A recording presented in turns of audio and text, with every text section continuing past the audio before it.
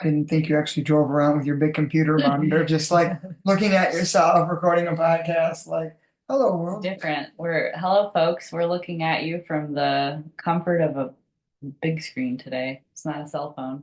And we have Mike McDermott featured here, our political hero of the day. That's what you are.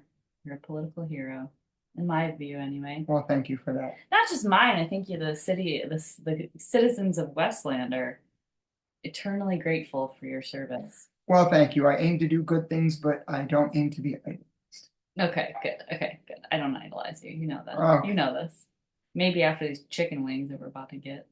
Oh, we eating chicken wings tonight? We're eating Is that chicken wings happening? tonight. It's happening. It's probably going to interrupt this broadcast, but we're Yes. going to be okay. We're going to We be able apologize, but chicken wings are to. well worth it. More important than anything, especially World War III. Thank you to the farmers and the chickens who sacrificed to give us these chicken wings too.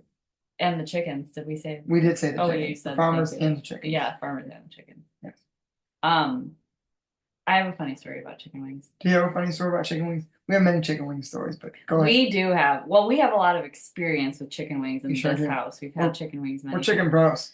But my funny story about chicken wings is when I when I moved to Colorado, Boulder, the first time I lived there, Yeah, I yeah. started online dating like for the first time.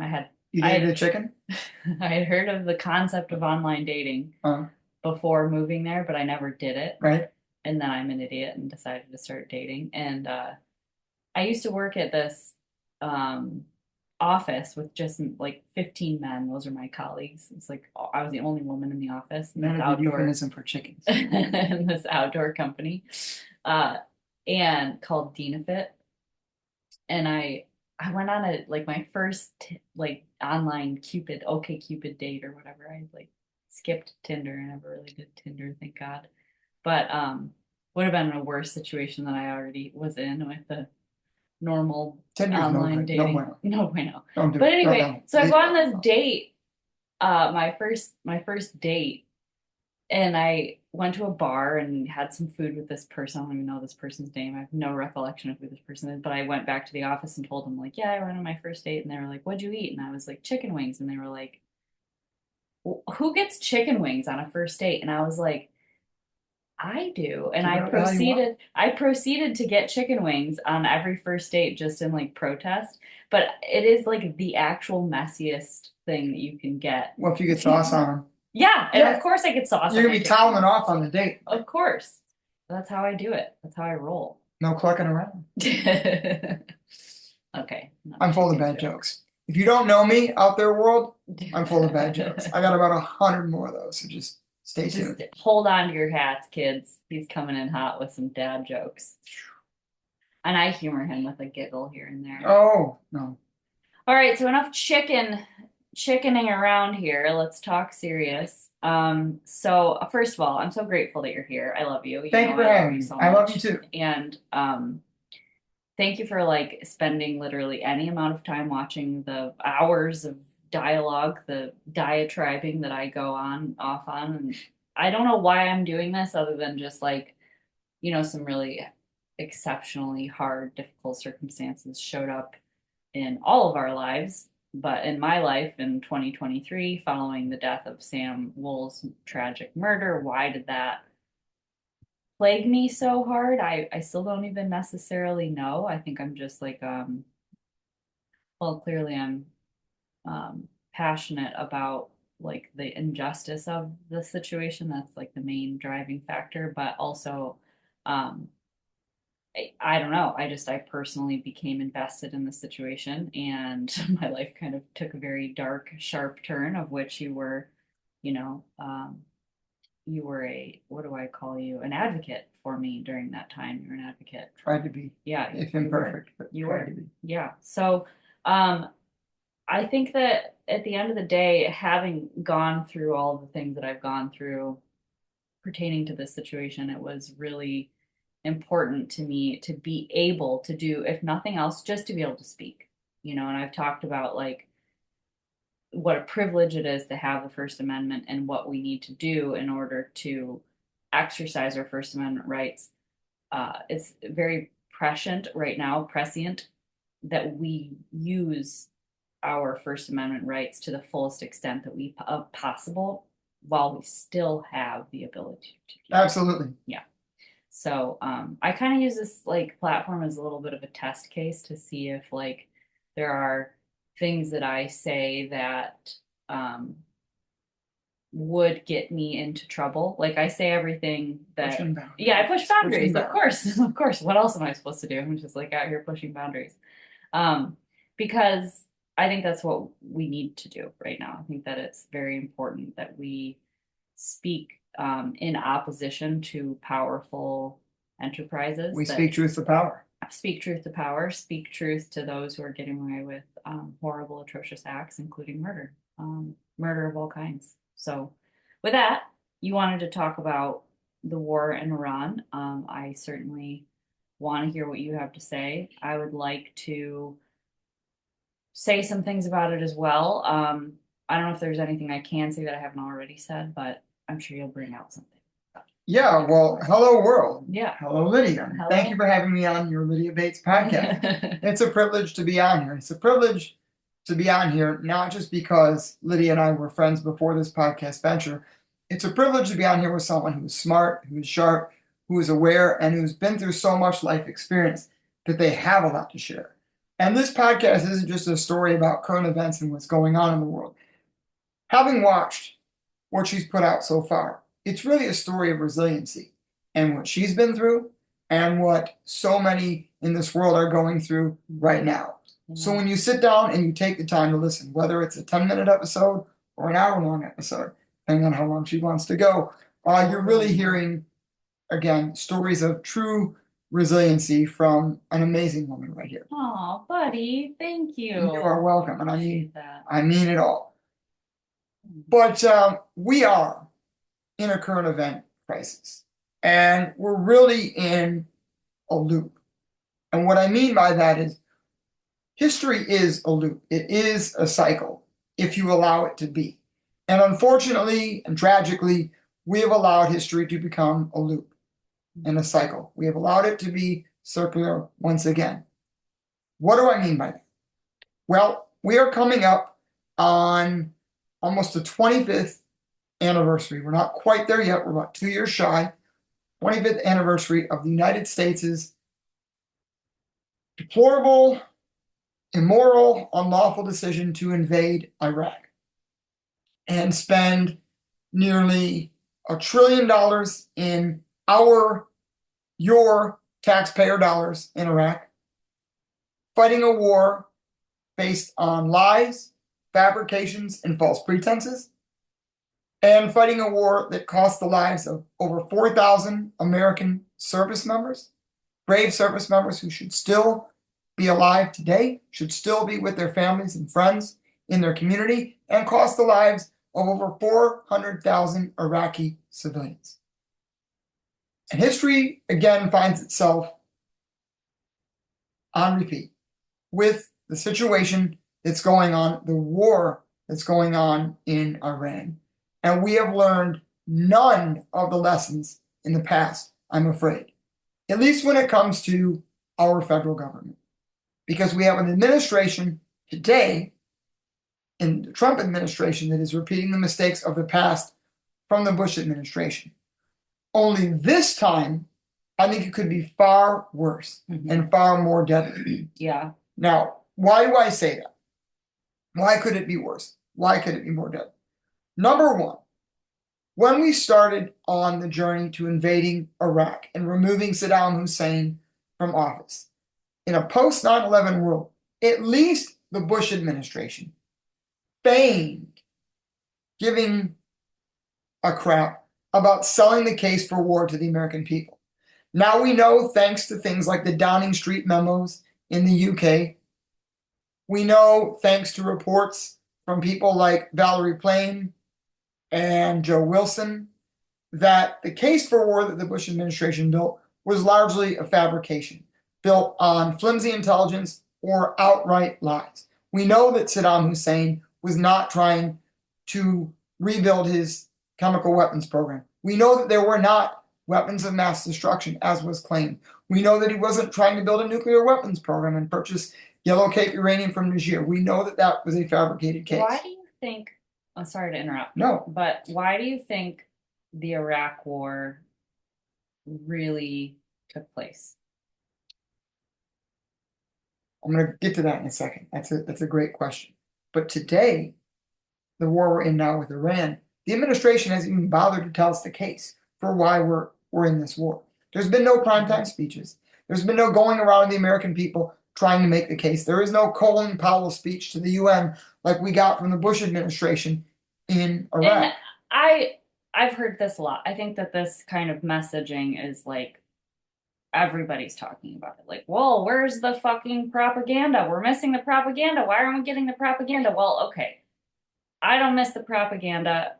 I just, at the end of the day, what I want to know is what are we doing it for? Like whether the, and I think we can kind of put our hands up, but I think it's really wise to take a look at, and this is some of the reporting that Dave Smith has done. He's really dug really deep on the broader administrative goals and what is, I can't remember what document, but there was a document that basically states that they wanted to invade 7 countries in Iraq, um, Yemen, Sudan, Iran. Oh God, what are the other three? Syria, I believe. Syria.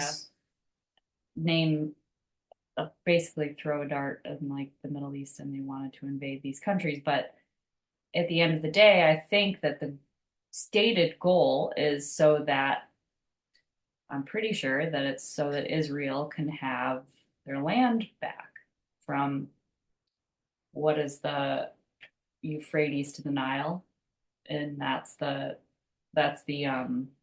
I think there's a revolving door of answers from this administration. It seems to change based on the day and however the president sticks his finger in the wind and whatever his gut is telling him. yeah.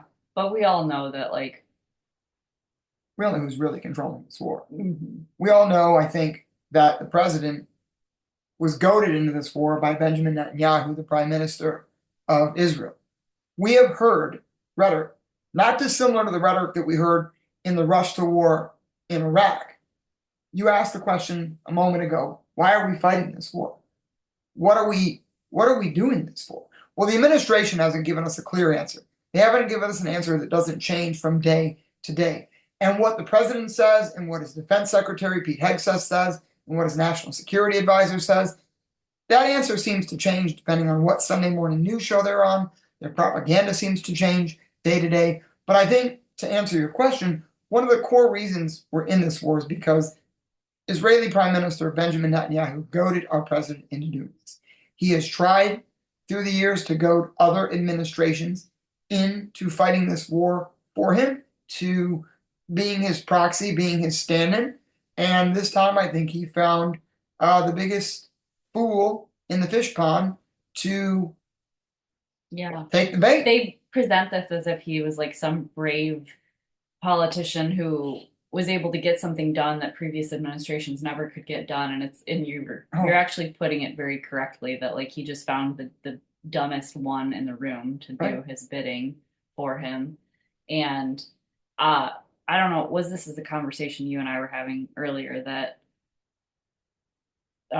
more than likely is Trump is implicated through the Jeffrey Epstein scandal. The scandal implicates him, and at minimum, his friends. He said that on record that his friends are in, or maybe not on record, but who was he talking to? He was talking to some reporter and said, my friends are going to get in trouble with this thing. Oh yeah. Yeah. And so anyway, I think that at the end of the day, I think it really does boil down to a lot of stupid people making really stupid decisions. But it's obviously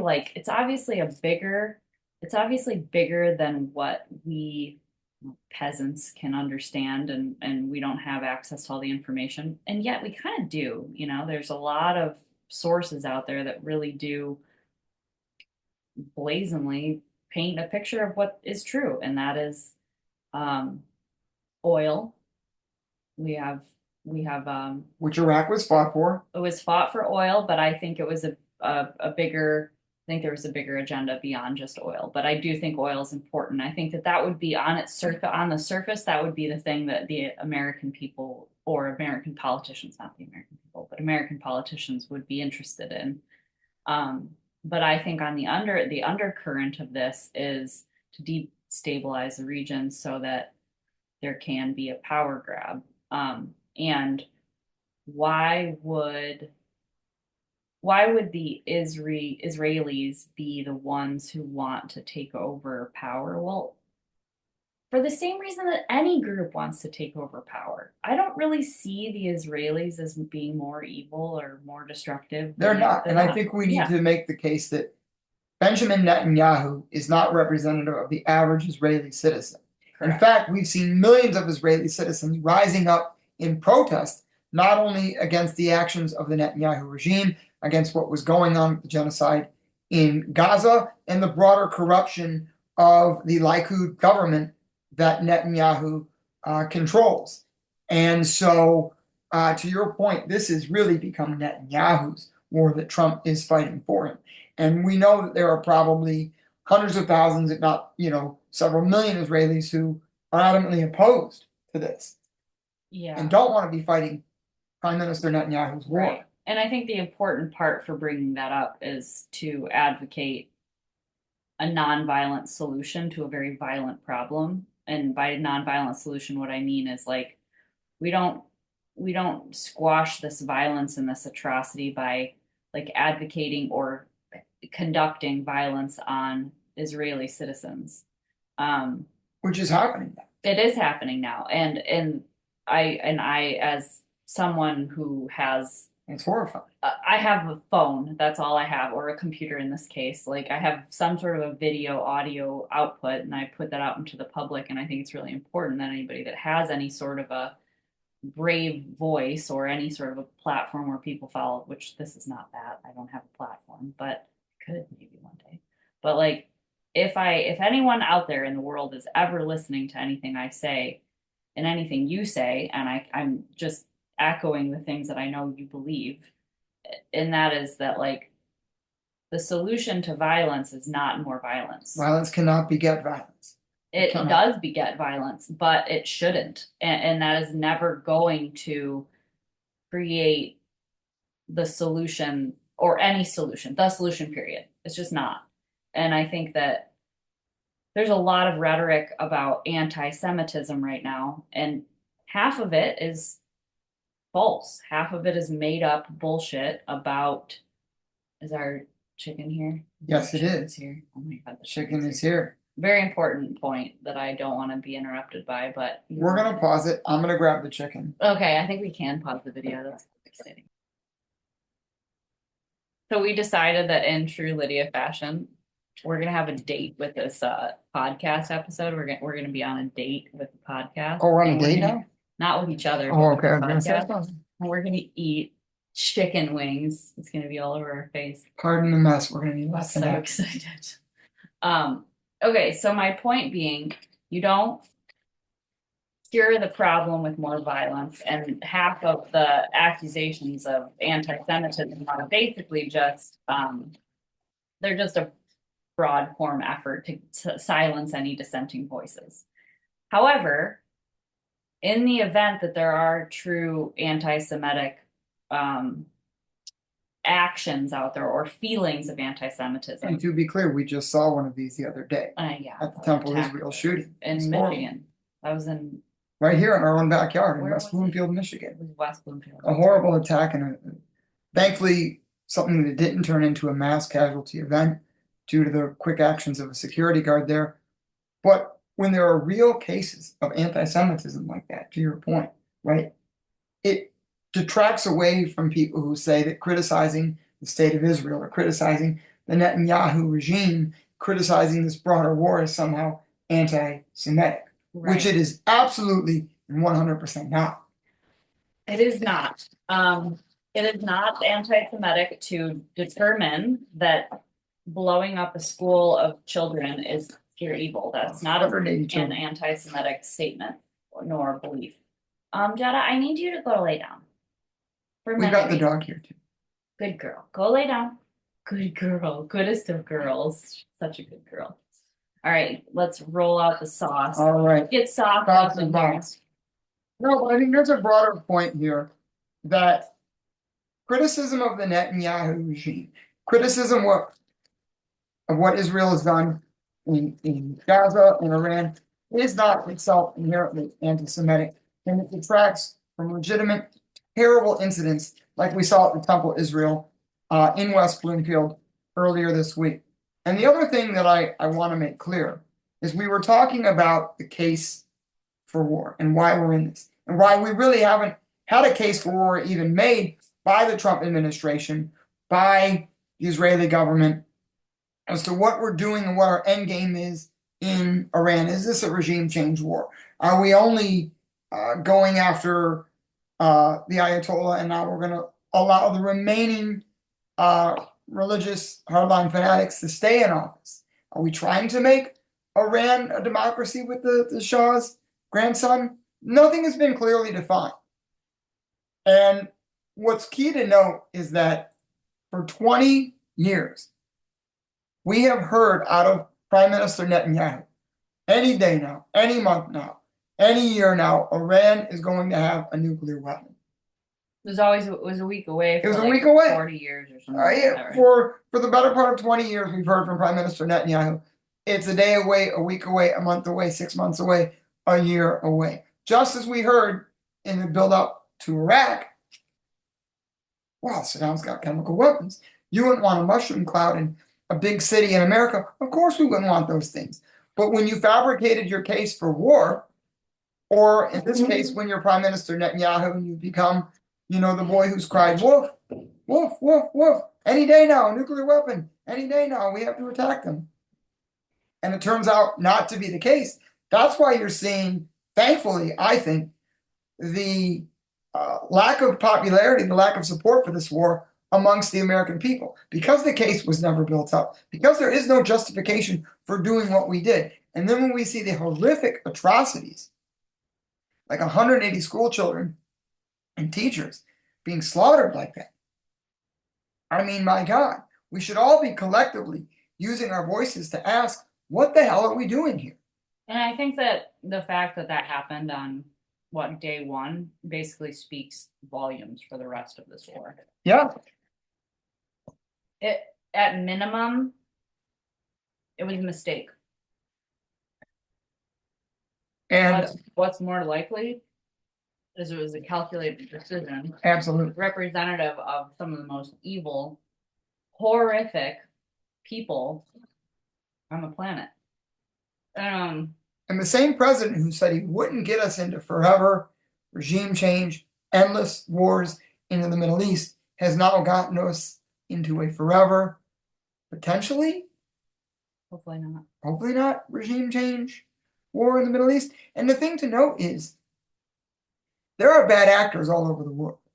Nobody is saying that the oppression of women in Iran, the religious fanaticism by that regime, taking of American hostages, the supporting of terrorist organizations is okay. But you can't go around and be the world's policeman trying to militarize the entire world and take out every bad actor or bad regime that you don't like. You don't have the right to do that as the United States. Our government doesn't have the right to do that. Taxpayers shouldn't be funding that. And we can't be going around killing civilians. If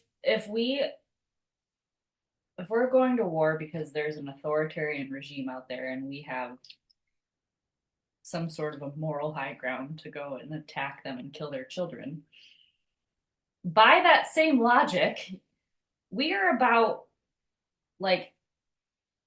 we're like a half a decision away from becoming an authoritarian state ourselves. And we might need rescued. We may need a regime change in the United States. So watch out, world.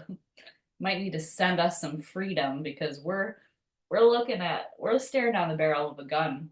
And I don't actually mean that. I don't want a regime change war in my country. But figurative. Why would I? Who would ever want a regime change war in their country? Right. If people want regime change in their country, they need to create it. They need to create that. It needs to be organic. It needs to be from the ground. And there are other ancillary ways that we can support it without putting boots on the ground. That's or not bombing. why we're doing this. So it's Of not course even not. worth conversation about. But also, can we just talk very importantly about how gross this chicken is? It is not good. Well, what was pictured online and what we are eating, Very different thing. yeah, yeah. I knew it. Every time I can't eat out except for at my own restaurant and have it be good. The restaurant I work at was pretty good. It can be good. The We get our restaurant other was chicken better. wings. Those are good. These are not those. Yeah.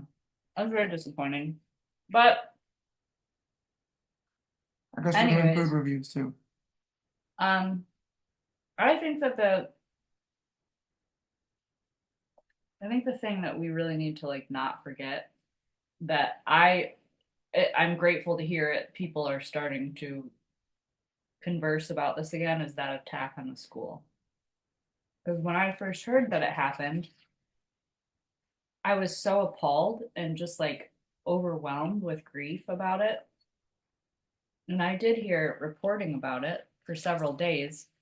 And then it just kind of stopped. And I was like, fuck, is that just going to get buried and nobody's ever going to think about it again? And now I see it coming back on YouTube again. The slaughter of 180 children cannot be a 2-day news cycle.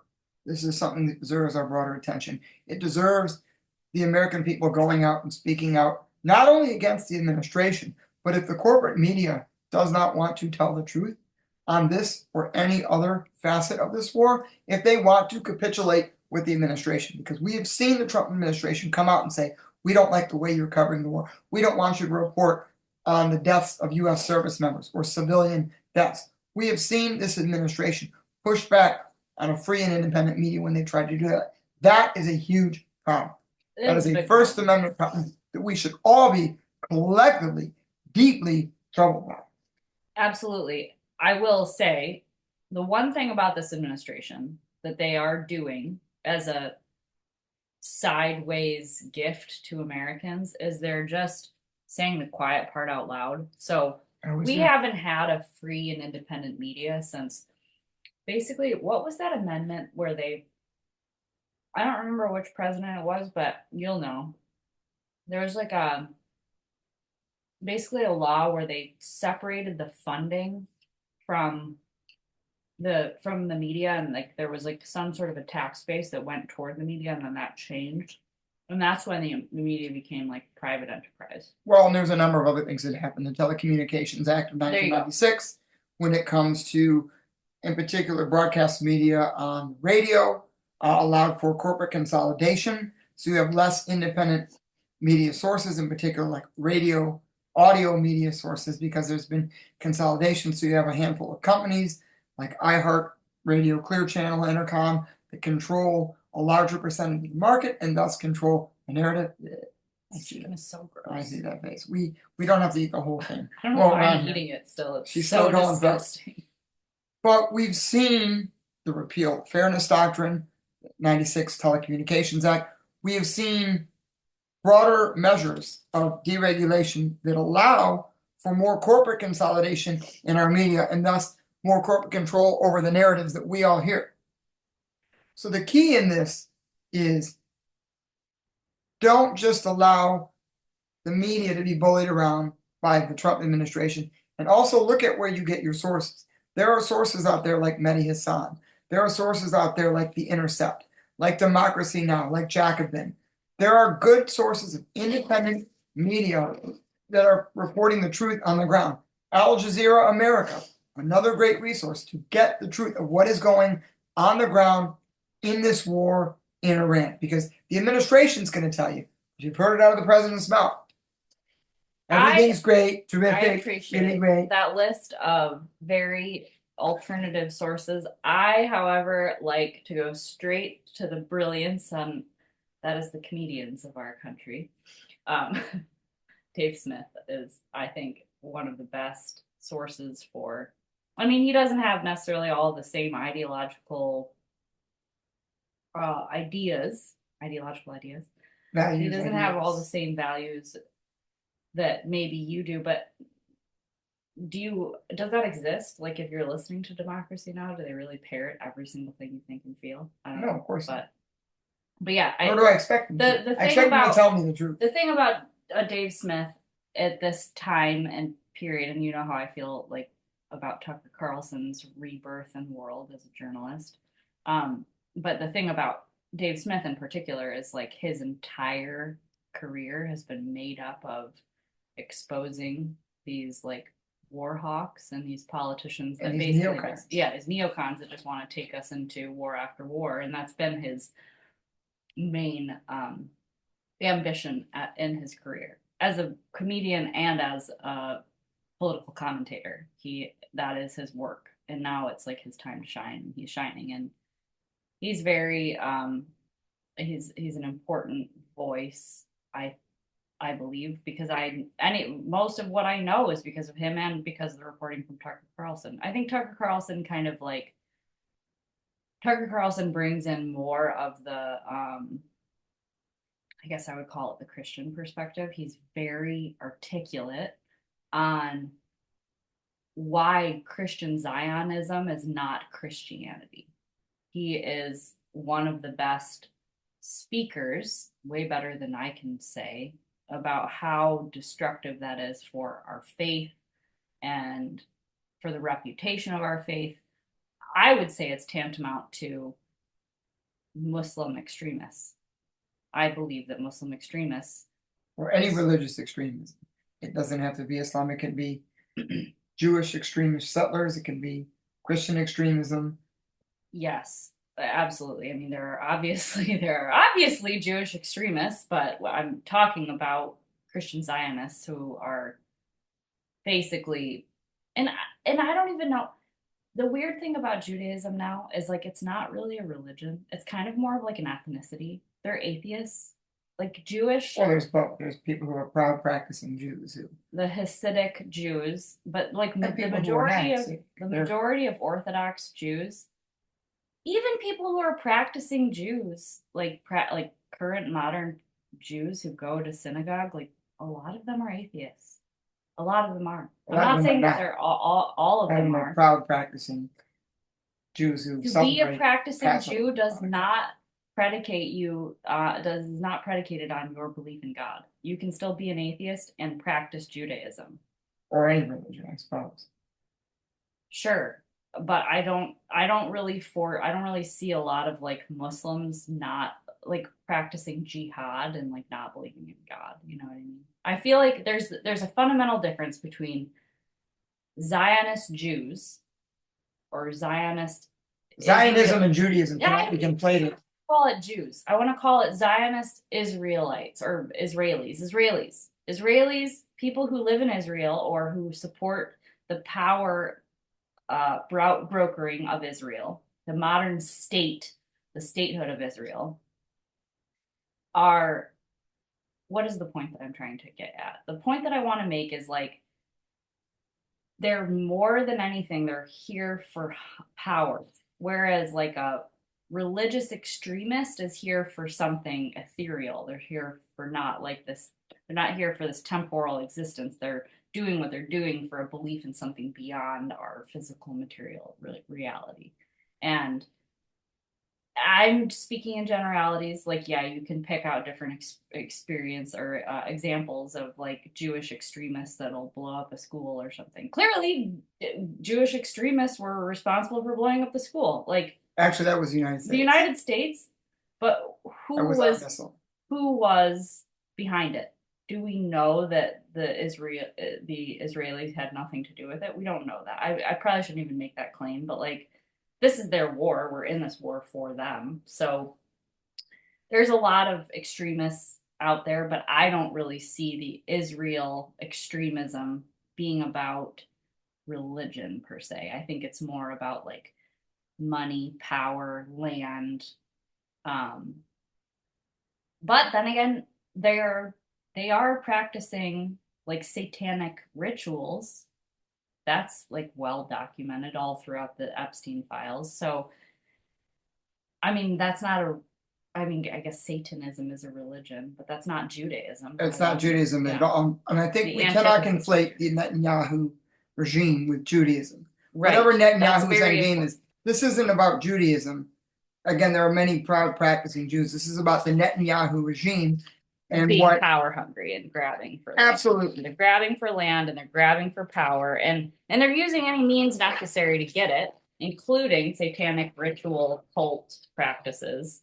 And they're and these are psychopathic people. These are like Hannibal Lecter level people that they will stop at And nothing. he's using this war to keep himself in power because he knows there have been mass protests in his country, in Israel, by good, ethical, honest, loving, law abiding people who are tired of the corruption of his administration.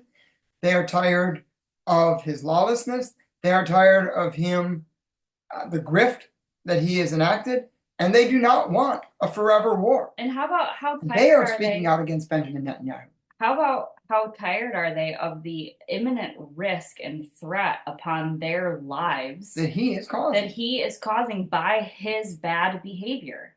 Anti-Semitism is on the rise because of the behavior of this horrible leader and his followers, the people that follow him, including the United States of America, like the government of America, not the people of America. We are citizens representing many fellow citizens, and the opinion of many fellow citizens is that these are very corrupt, bad actors, and they're getting us all involved in something that makes, at minimum, makes the Israelis very vulnerable and potentially makes the entire fucking world vulnerable to World War III, to nuclear attacks, to all kinds of stuff. I mean, we don't have any idea like how bad this could get, and I don't just think the administration does either, I because don't they think have so. no clear plan. As we said when we started out with this, what is the plan? Why are we even in this war? What is the end game? None of that has been clearly articulated. And even if it had been clearly articulated, it is still a morally repugnant war that we should not be involved in, and we should not be fighting as a proxy for Prime Minister Netanyahu or anyone in the like government who has had this regime of toppling, or who has had this dream, excuse me, of toppling the Ayatollah regime. We should not be fighting their war for them. And I feel horrible for the Israeli citizens, as you said, who are going to be paying the price of their actions. We're already seeing this with Iranian missiles and drones raining down on cities like Tel Aviv in Israel and doing harm to the citizens, the people of Israel, who I think many of whom do not want this war, do not want to be fighting a forever regime change war. Yeah. So it's, and I know there's going to be people out there that are like, how dare you feel bad for Israelis? But it's like, at the end of the day, of course we should feel bad. We should feel very all deeply, human we should feel everything for people who are um, unjustly experiencing violence. I mean, even there is no justice for experiencing violence. Like even if you are the most violent actor in the story, I still don't believe that that person should be paid with horrific violence. I am a Christian. I have to abide the commandments, which are that thou shalt not kill. Period. End of discussion. And Jesus says that we are to pray, not only not kill our enemies, that'd be one thing. He literally says, go a step further and pray for your enemies.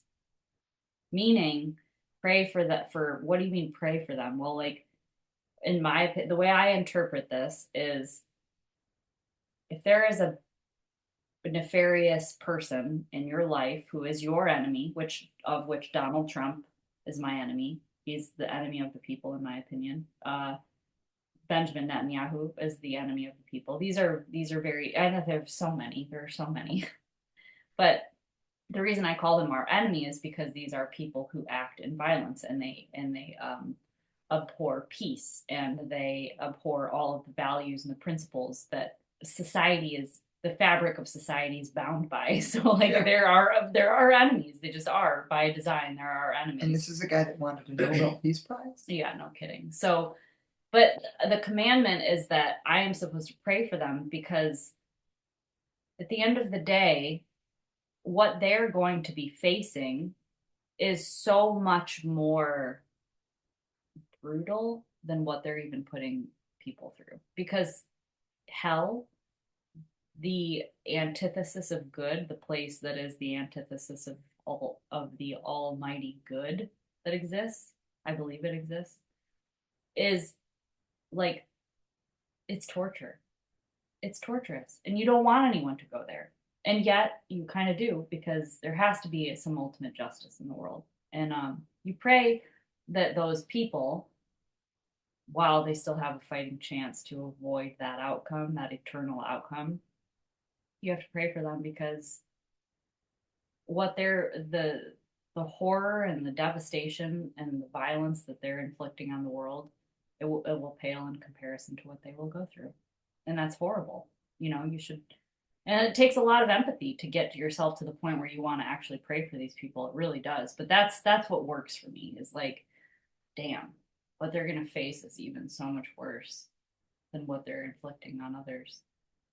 And I don't want to come at this from a religious perspective myself, but I do want to come at this from the perspective of there are good people right now on this earth who are working to actively end this war. People who go out in marches and protests, people who are in the streets in Iran, Iranian civilians, people in Israel, people in the United States who've taken to the streets, actors in our government from the left to the right who have been outspoken critics. Everybody from AOC and Bernie Sanders on the left to Rand Paul and Thomas Massey on the right, and independent voices in our media who are good people demanding an end to this war, demanding an end to this conflict. And I do think that we need to recognize those people. I think we need to recognize all of our fellow citizens who are taking the time to speak out and go out there, left, right, center. I feel recognized. Recognize, recognizing all of you out there too. I do want to say though, to that point, just listening to somebody bring this up on a podcast I was listening to earlier, that like you don't have any protests. Somebody was just bringing this up, and I was thinking about it a couple days ago. I'm like, why don't we need protests? Like, why isn't anybody organizing and protesting? We have had protests, though. Like they've been down at downtown Detroit or Plaza. Protesting the war in particular. Yeah, there was one this past weekend, I believe, over in Midtown. Now, is it the size and the scale that we want it to be? No, That's the kind of point that I'm making, where it's like we want it's hundreds of not- thousands of yeah, people taking. yeah, and I'm surprised that there aren't that many. Yeah, and Right.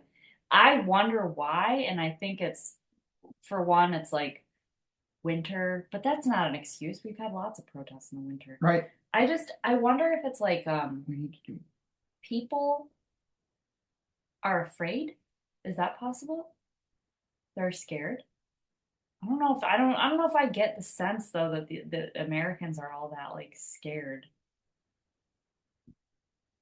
I wonder what it is. We need to convert the energy and the anger that people have, because the public opinion on this war is disastrous. Exactly. People do not support it, and we want to convert that energy into people going out in the streets, using their voices, speaking up, supporting independent media that's doing good, accurate, honest coverage on this war. So I agree with that point.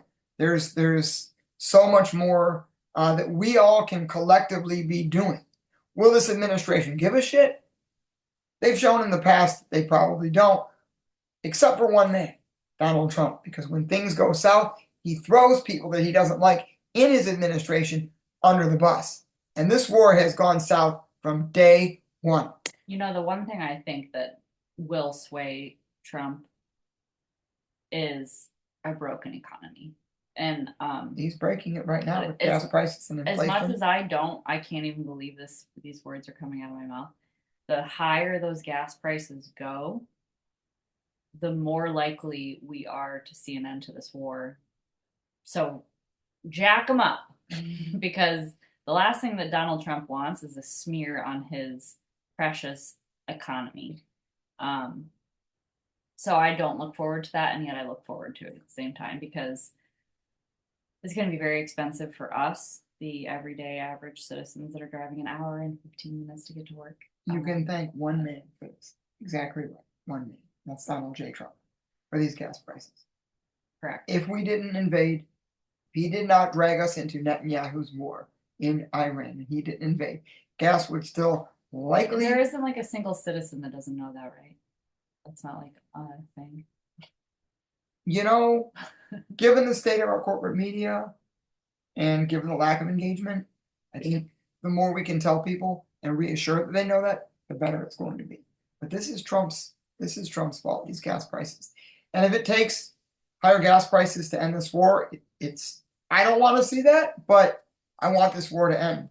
And you may be right, that that is the tipping point that gets him to pay attention and be like, oh, I've created a real problem and I can't get my way out of it. Maybe we should just go out with before it gets worse, before it gets Nice. more catastrophic. Nice, gentle goodbye. Sorry, have your landing We're back. gonna, what's How coming do up you tomorrow? even, honestly, even if he decided tomorrow that he wanted to like pull back from like what we did was we created a dynamic where now Iran controls the Straits of Hormuz. And Tankers are not getting through. what's going to stop them? Well, he's begging other countries. Well, please help me. We need all the help we can get. Please help us open up the Straits of Hormuz. He's like literally begging other countries to Do you know do this. that before the war, the Straits of Hormuz were obviously open and commerce was flowing And easily gas and prices freely? were lower because, Who controlled the straits? Was it Iran before? I mean, it was essentially international waters with which free commerce was allowed to flow through the Straits of Hormuz. So Iran didn't have a stronghold on the straits. They weren't, in other words, at the time, they weren't threatening any sort of Not as they are today. retaliatory like bombing or anything. And that's basically what they're doing right now, right? It's like They they're have threatening. bombed and used drones and missiles on oil tankers trying to go through the straits. And meanwhile, the president is like, oh, just go through. No big deal. Yeah. What's the big deal? Yeah. Unless you're one of those people, one of those human beings on one of those tankers, then it's a big deal. Unless you're one of the hundreds of billions of people around the world who are dealing with the economic fallout of this war in the form of higher gas and energy prices. Mm-hmm. You know what we could do? In the spirit of St. Patrick's Day, if Trump really wanted to do it with this war, tomorrow he could give us an Irish goodbye to the war. Get us out of it like classic that. Irish goodbye. Classic Irish I goodbye. love an Irish goodbye. I do those at regular intervals in my life. He gave us an Irish hello by just getting us into this war as fast as he could. Maybe he can pull us out and give us the Irish. Yeah, that would be nice. And then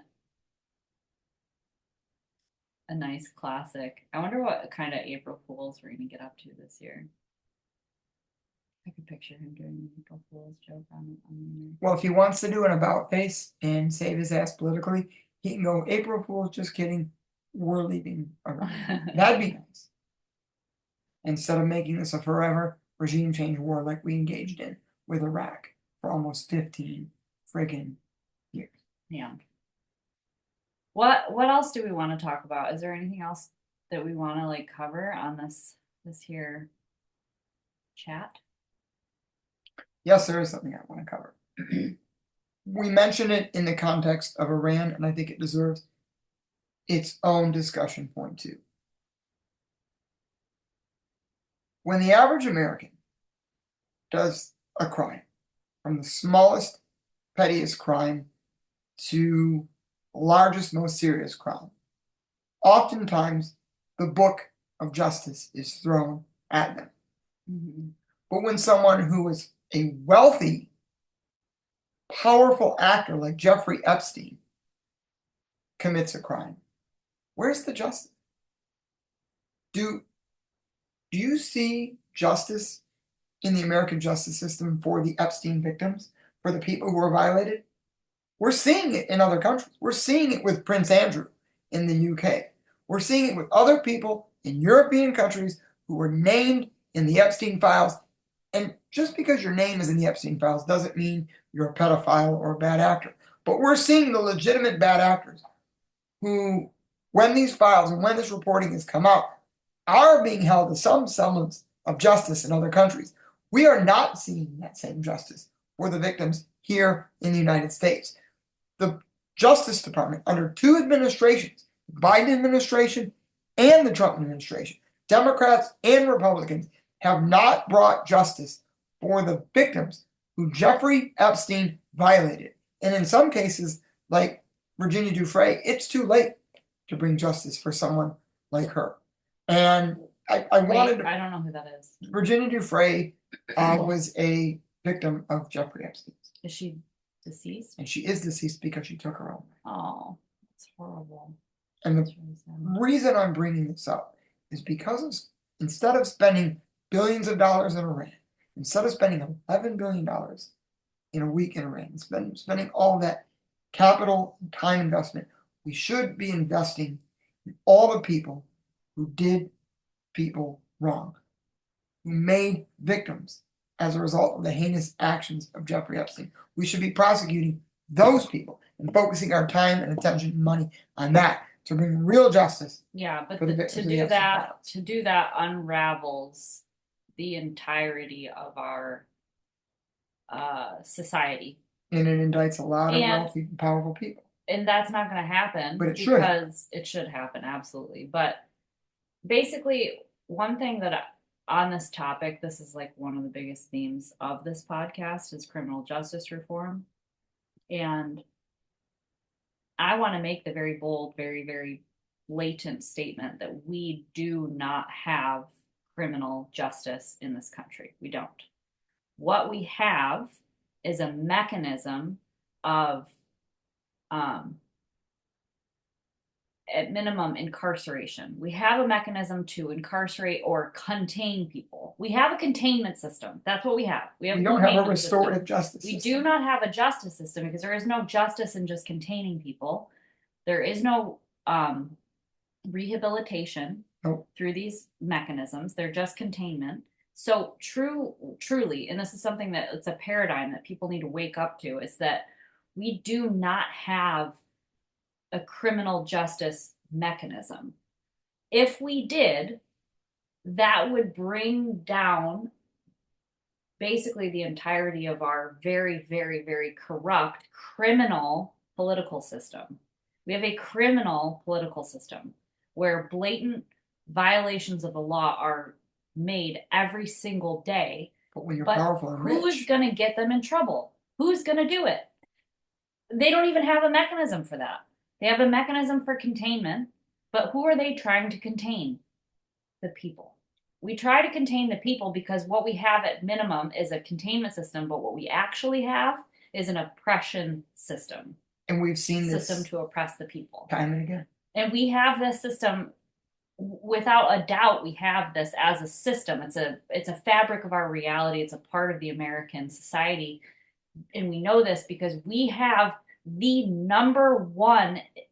we have the biggest numbers of incarcerated people That's right. We spend in much- the entire world by like a fucking ton. I don't even And know we what the spend numbers more are. But it's money like than almost every civilized country combined on criminal justice. correct. So we incarcerate the percentage of our population that is incarcerated, that is contained right now, is like astronomical in comparison to the other developed world, the rest of the developed world. We look like an authoritarian state when you look at those numbers. We look like a very anti-democracy because we fucking Nothing are. democratic about it. We are. Having been actually incarcerated, like I know for certain that we have a very, very sick, and part of me believes if there is a God and there is something, like I had to go in there and look at this thing. I had to see it. I had to experience it. I had to understand it from the inside.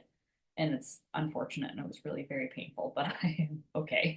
I'm okay. Keep your- I'm okay. Yeah, I'm here. It's resiliency, we'll just call it that. But and I do appreciate you for saying resiliency in the beginning, because that is like that's the value that I care about the most.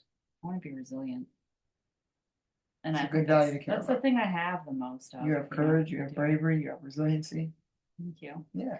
But yeah, I just this is the smoking gun of how dangerous of a place this country is in. And it's weird that we don't look at it, but why would we? They're tucked away in a corner. They're contained away in that like warehouse. I don't have until it happens to you or someone you love. And then you're like, oh wow, this country is very it's very dangerous for the American citizen. It's a very dangerous country. It's a very dangerous place to be. It is. Incarceration for the poor and Control of the poor. control of the poor and getting off scot-free for the wealthy. And it's Correct. been, whether it was when Richard Nixon was a bad actor as president of the United States in the Watergate scandal, whether it was after Wall Street crashed the economy in 2008 and 2009, and no one from Countrywide to Bear Stearns to Lehman Brothers to AIG went to jail, or whether it's now with the Epstein files. The central theme of our criminal justice system is if you have enough money, you can get off and you can pretty much do whatever you want. But if you're an average, everyday, hardworking, working class American and you do anything big or small, the book is going to be thrown at you. And we need to be aware of that, and it's wrong. Yeah. Well, I would say, I don't know if we want to end this right now, but to just end that topic, it's like this is all temporary, you know. No matter what happens after we die, like it's guaranteed that this is going to change. There's going to be a change. There has to be. That's the nature of reality. Nothing ever stays really the same, which is kind of counter to your point that you made in the beginning, which is that this is like a looping cycle throughout history. But I do think that there's a crescendo, and I think we're entering that crescendo We have the moment. power to change. We do. Well, I don't know if I have any power to change anything, but collectively, yeah, I think that we can. I don't know if we will. I don't know. I don't know if I have enough faith in like the everyday average person to do anything.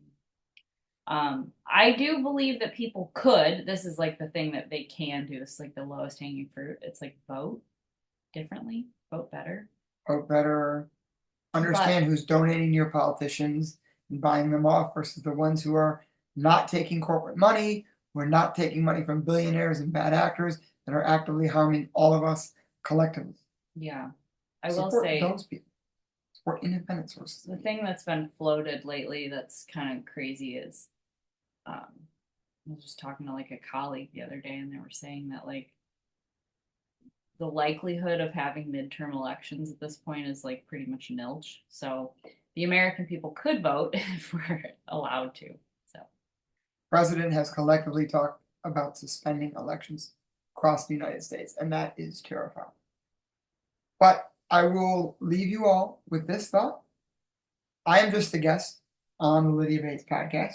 are we calling it the Lydia Bates podcast? On Lydia Bates's podcast. I think it's like Lydia Land, the Lydia Lydia Land? Land podcast. The Lydia Land cast, the Lydia Land podcast. I'm just joking. Eventually there will be a name for this. But what I want to tell you is this.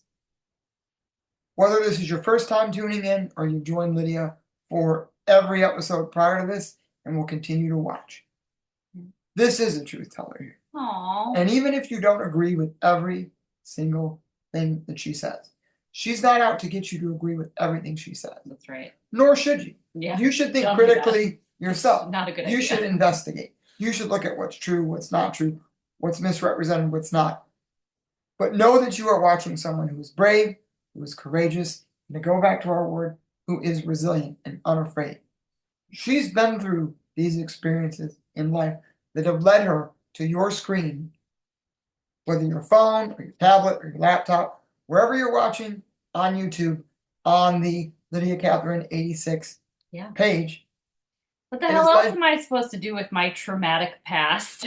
It has led you here. Talk about it. And I'm grateful that you're watching this truth teller, and I think she is grateful. Very grateful that you're watching. I'm scared that you're watching. I don't really want you to watch, but I really appreciate. She said to me the other day, she's like, I don't want anyone to watch my podcast. Like, I hope no one's watching. I tune in and there's like an extra subscriber, and I'm like, why? Why are you watching this? But no, I'm joking. I really do appreciate people like having any level of time and space to have any of these critical thoughts.